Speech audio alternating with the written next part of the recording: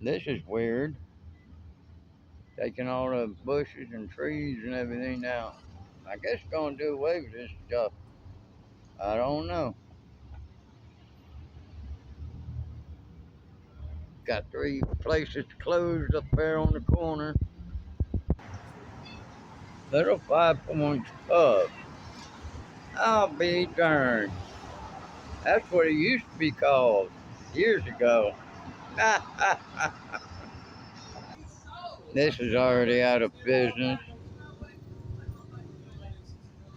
Fix it, but get it into a depot, and we'll, in the safety and comfort of wherever that depot may be, do the repair. So the military has to absolutely have the ability to repair their equipment, and they can work to design that into future contracts. And shame on them if they don't. But fundamentally, we should change the law. When you buy something, you should own it, including the code necessary to provide the maintenance on it.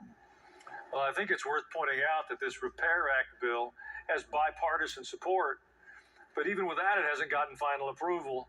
Tell us what happens when the lobbyists come in and stop the progress. How does that work, and what can our viewers learn about how to get things done when they want them done? Yeah, I mean, thanks for pointing that out. As you would imagine, lobbyists for the original equipment manufacturers, car makers, Ford, General Motors, Toyota, Honda, John Deere, pick your place, General Dynamics, Lockheed Martin. They all want to keep the system that they've got because it generates a lot of revenue for them and it gives them a lot of control. And when you want to pass legislation, what you find is it's like a lock, and you have to click each tumbler. So you can be right on policy, but you also have to get the politics right. And a big part of that is just making sure the public knows, hey, I really care about this. And they put pressure on their member of Congress, because in the absence of that, the lobbyists are paying attention to it, and they're getting on people's calendars saying, you don't want to move this. And even when it has a lot of grassroots support, a lot of times you'll get captive the leadership, and it will never make the agenda in the appropriate committee, or even if it gets through that, then it won't get a floor vote. And I was really stunned when I was talking with Secretary of the Army that I wouldn't agree with Elizabeth Warren on very many things at all, but she actually agrees on this.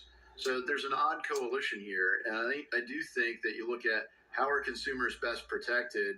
It's by having the ability to repair their own vehicles. And surely a lot of people will still choose to use dealers, but the ability to use somebody else or do it themselves is really fundamental, and I think this law needs to pass. With so many big businesses out there, we often lose track of the fact that it's small business that employs almost half the working people in the country. Really? According to the head of the Small Business Administration, it just got a big boost. Listen to how Kelly Loeffler put it. These small business provisions, including making the pass-through deduction permanent, will unleash Main Street, including adding 1 million jobs, $750 billion in economic growth, not to mention what it does for working families. Well, tell us how the small businesses in your district of Ohio will benefit. Well, look, I can tell you firsthand. I mean, I started a small business in 2002 and grew it, acquired several others, and I was in manufacturing. And this is a huge deal. So people think of different kinds of businesses, and the big ones are all publicly traded, generally C corporations. But most businesses are closely held, small businesses. They might have a handful of shareholders, or often just one person or one family member that operates them. So they're incorporated where it's taxed sometimes as ordinary income for the person, and being able to treat this in a way that you're not double taxed at the corporate level and the individual levels, a huge alignment for business. And this was first passed in the Tax Cut and Jobs Act in 2017, but it was set to expire. So it would have been a massive increase for small businesses if we didn't fix it. And some things that did expire that we were able to repair, when you buy assets, equipment for your business, say a machine, it normally gets depreciated over a long period of time, and you've really parted with the cash. So what you'd like to do on a tax basis is treat it as if you expended the money this year, because on a cash basis, you did spend the money this year. And that drives a massive amount of investment in our economy when people can just, instead of paying the IRS, put it into equipment that helps grow the business. It draws great things for our economy, and it does that on research and development as well. And the other one is interest. A lot of times banks want people to take out the loans.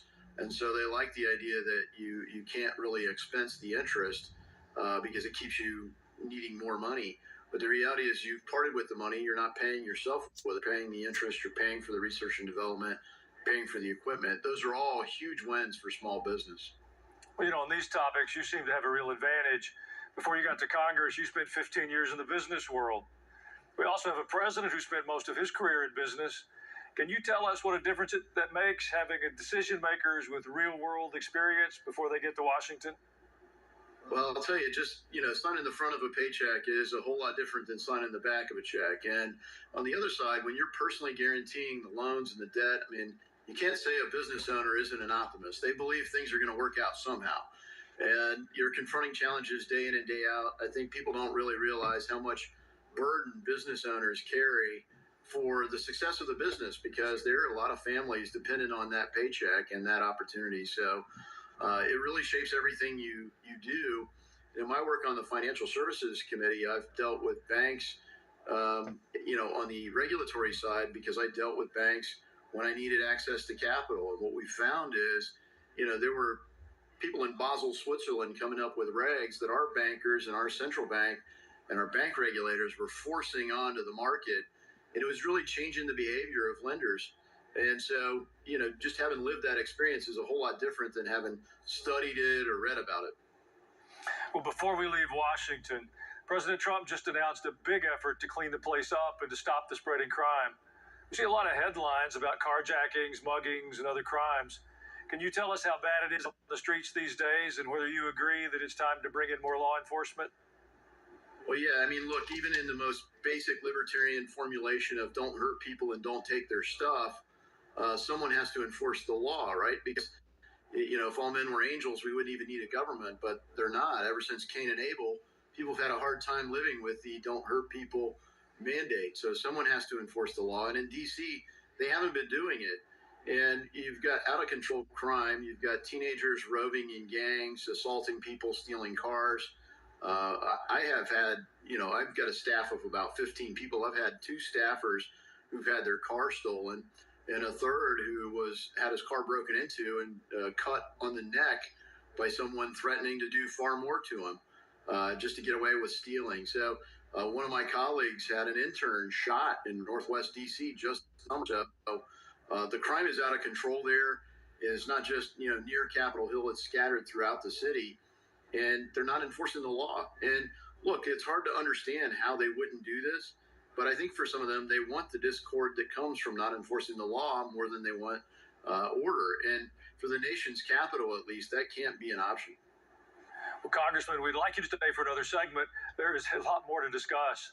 And for those of you watching, you can jump in now at ajnow.com. Share your thoughts about our discussion with the Congressman. The email button is on the upper right side of the homepage. I'll be right back. Metropolitan Police Department as of this moment, and I'll be making the appropriate notifications to Congress. Now, the 1973 Home Rule Act for D.C. explicitly allows the president to take control of Washington, D.C. police for 48 hours. No questions asked, as long as he believes that, quote, special conditions of an emergency nature exist. President Trump says that's the case and that D.C. has a public safety emergency. Now, in addition, the president can keep D.C. police federalized for up to 30 days as long as he notifies Congress and explains why. Right now, 30 days is the cap, unless Congress passes a new law that said it's not clear that anything that stops President Trump from controlling the police for 30 days, surrendering power for a day, and then federalizing them again. But there may be other arguments. Mike Davis was recently arguing that D.C. Home Rule Act itself is unconstitutional. We'll have to wait and see what the arguments are there. But the legal questions aside, is why is Trump doing this? You could say quite reasonably he has a lot on his plate. He's going to go, by the way, sit down with Vladimir Putin in Alaska this Friday. He's trying to fix Gaza. He's doing deportations and tariff negotiations and a lot more. So why is he looking to micromanage the nation's capital? Ronald Reagan ignored our nation's capital. George W. Bush ignored our nation's capital. Bill Clinton ignored our nation's capital. George W. Bush ignored our nation's capital. Barack Obama ignored our nation's capital. And Joe Biden ignored our nation's capital. Why? Because it's easy to ignore our nation's capital. It's just homeless people, slums being slums, and slumlords being slumlords, and it's okay if it has a higher crime rate than Mexico City and Bogota and Islamabad. No, it's actually not okay. President Donald Trump has always been a person very aware of symbolism. He's very visual. He cares a lot about the trappings of the presidency. That's why he liked putting on the military parade this summer, one that I supported.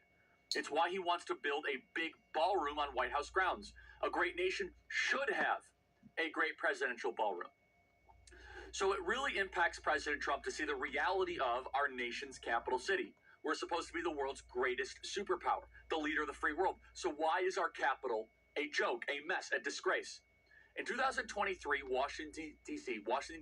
had 274 murders in a city with a population of only 700,000 people. That's a murder rate of 39 per 100,000. That's nearly the murder rate of South Africa, where we're now taking refugees from, just so we're clear. And we should. In 2024, murders were down, but the murder rate was still 27 per 100,000.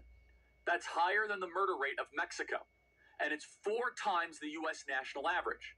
Even if crime is dropping, the lower rates are still a complete and total humiliation and disgrace. Let's play cut 307. We're formally declaring a public safety emergency. This is an emergency. This is a tragic emergency. And it's embarrassing for me to be up here. You know, I'm going to see Putin. I'm going to Russia on Friday. I don't like being up here talking about how unsafe and how dirty and disgusting this once beautiful capital was, with graffiti all over the walls. It's another part of it, by the way, because we're talking about safety, but we're also talking about beautification. We're the most beautiful, potentially, capital in the world. We always had. But people come from Iowa, they come from Indiana, they come and then they get mugged. Not going to happen. Keep coming, because by the time you get your trip set, it's going to be safe again, and it's going to be clean very quickly. Think of all the high schoolers that go to Washington, D.C. for the first time. What are we putting on display? Why is it that Tokyo, New Delhi, Havana, Cuba are safer than Washington, D.C.? Substantially safer. You can walk the streets of Tokyo at night. You can walk the streets of Seoul, South Korea at night. You can walk the streets of Kuala Lumpur. You can walk the streets of Singapore. But the fact that you cannot walk the streets of Washington, D.C., or New York City or Chicago is an indictment and a failure of our ruling class. Our ruling class has cared more about sending javelins and missiles to Ukraine while they have to walk over drug overdosed bodies on the way to go make a vote on the Senate floor. D.C. has long been ignored, and it is a perfect example of national decay, of collapse, of the lower morale. Oh, it doesn't matter. It does matter. Roll in the tanks, bring in the drones, send in the Marines. We're federalizing Washington, D.C. More in a second. And a man who served his country in the 101st Airborne Division. That's not far from where I'm seated right now in Nashville. And now he's brought his common sense experience to Washington, for which we are all benefiting. There's a big issue that surfaced with banks that you're trying to fix.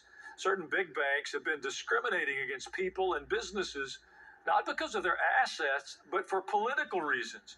Well, that includes President Trump, the First Lady, and many other political targets. They've been debanked, as it's called. Well, for Senator Tim Scott, it brings back bad memories of when banks chose their customers by race. Listen to how he put it. This is like the modern day redlining. You remember the redlining, black and white back in the day? Yeah.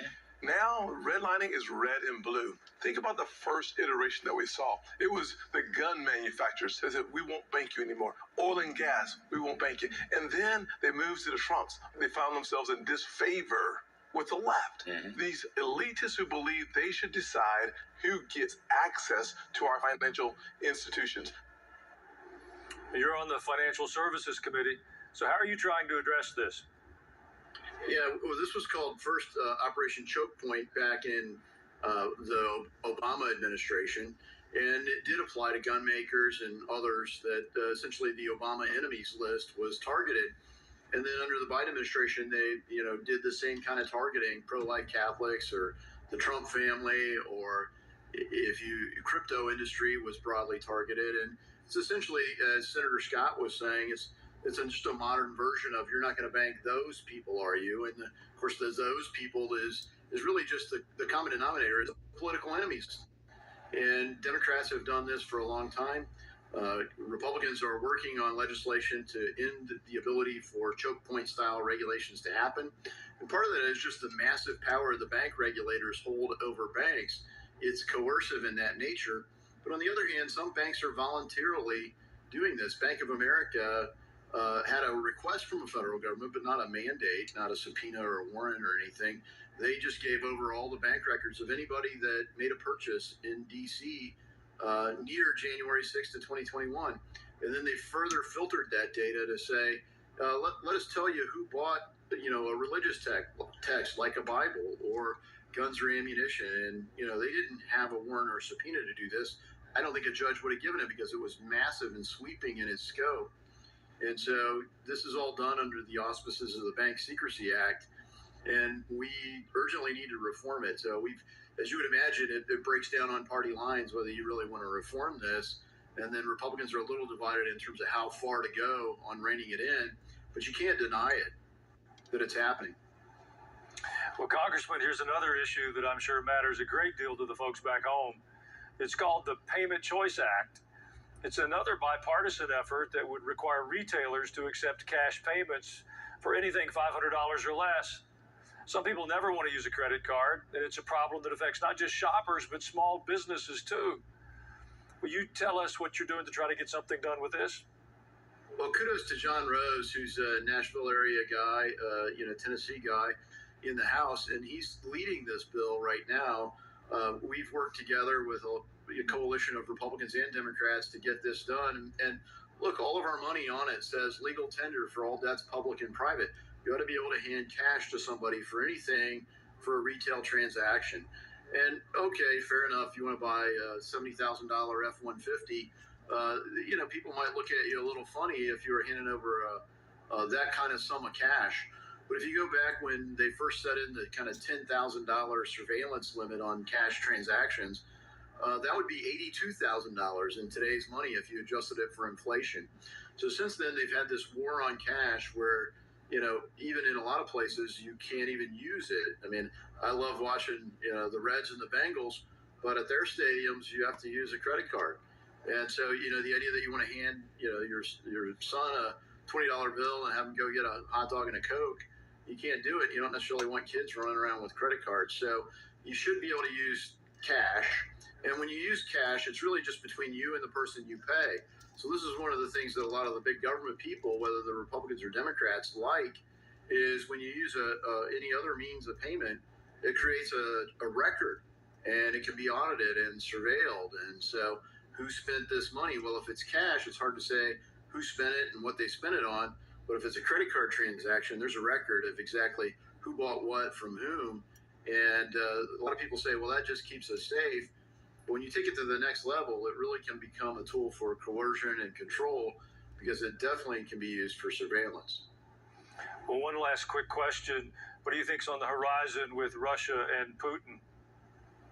Well, I hope peace. President Trump's been very clear that his objective is to restore peace, to stop people from dying in a war that shouldn't have occurred in the first place. And so, President Biden really had no mission. He just said as much as it takes, as long as it takes, which isn't defining what success is. To them, success was as much as it takes. Keep spending the money, keep the war going in a lot of ways. They wouldn't even engage in dialogue with Russia. And I don't know how you broker a peace when you won't sit down and talk to the parties that are at war. And so I think President Trump has a shot at doing that. Putin, not a good guy, but I will say I don't think Zelensky's a great guy either. So hopefully, for the sake of the people that are dying, the leaders that are leading this war agree to stop it. Well, Congressman Davidson, thank you for your time today and for getting us up to speed on a number of issues that will benefit quite a few people. We appreciate your time. Yeah, thanks for talking with me. God bless you and all your listeners and viewers. Well, in a moment, some reasons for hope in a busy season of change. I'll be right back.